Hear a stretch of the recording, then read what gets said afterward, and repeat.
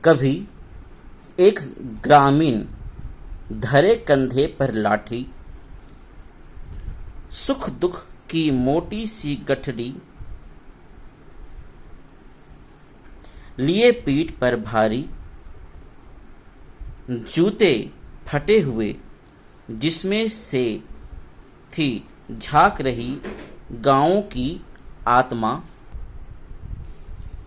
जिंदा रहने के कठिन जतन में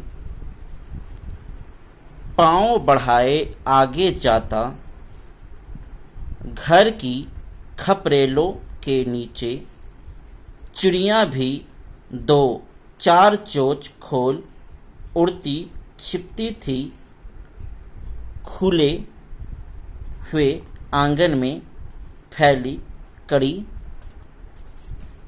धूप से। यह प्रसंग पूर्वत है। इसका अर्थ है कि गर्मी की तपती दोपहरी में प्रत्येक प्राणी अपना बचाव करने में लगा रहता है, किंतु ऐसे में एक ग्रामीण कभी कभी अपने कंधे पर लाठी रखकर अपनी पीठ पर सुख दुख रूपी मोटी सी पोटली लेकर दिखाई देता है। उसके जूते फटे हुए हैं। ऐसा लग रहा है जैसे उसमें गांव की आत्मा के दर्शन हो रहे हों। हालांकि वह भी ऐसी गर्मी में बाहर निकलना नहीं चाहता, किंतु उसे जीवित रहने के लिए अपने कठिन जीवन में अपने पैरों को आगे बढ़ाते हुए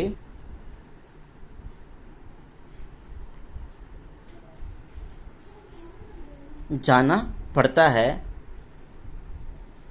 उस ग्रामीण के रूप में गांव की आत्मा उस कड़कड़ाती धूप से जो घर के आंगन में फैली थी व्याकुल होकर उड़कर छिप जाना चाहती थी। बड़े घरों के श्वान पालतू बाथरूम में पानी की हल्की ठंडक में नैन मूंद कर लेट गए थे। कोई बाहर नहीं निकलता। सांझ समय तक थप्पड़ खाने गर्म हवा के संध्या की भी चहल पहल ओढ़े थी गहरे सूने रंग की चादर गर्मी के मौसम में।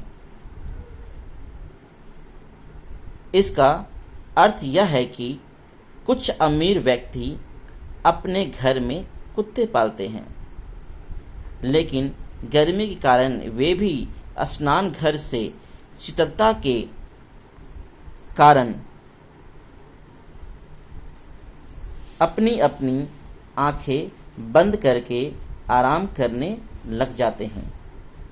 कवित्री पुनः स्पष्ट करना चाहती है कि ऐसी तपती दोपहरी में गर्म हवा के अभाव में आने से बचने के लिए अपने अपने घरों से कोई बाहर नहीं निकलना चाहता। हालांकि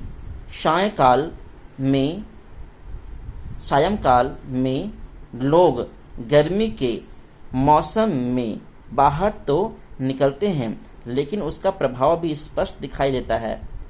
और जैसे रौनक अन्य ऋतुओं में होती है, गर्मी में वैसी रौनक नहीं होती है और एक सूनापन छाया ही रहता है।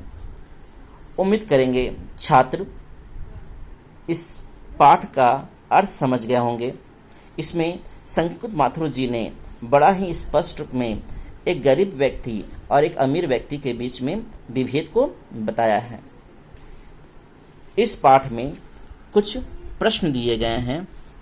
उम्मीद करेंगे छात्र इस वीडियो को ध्यान से सुन करके इसका उत्तर लिखने का अभ्यास करेंगे।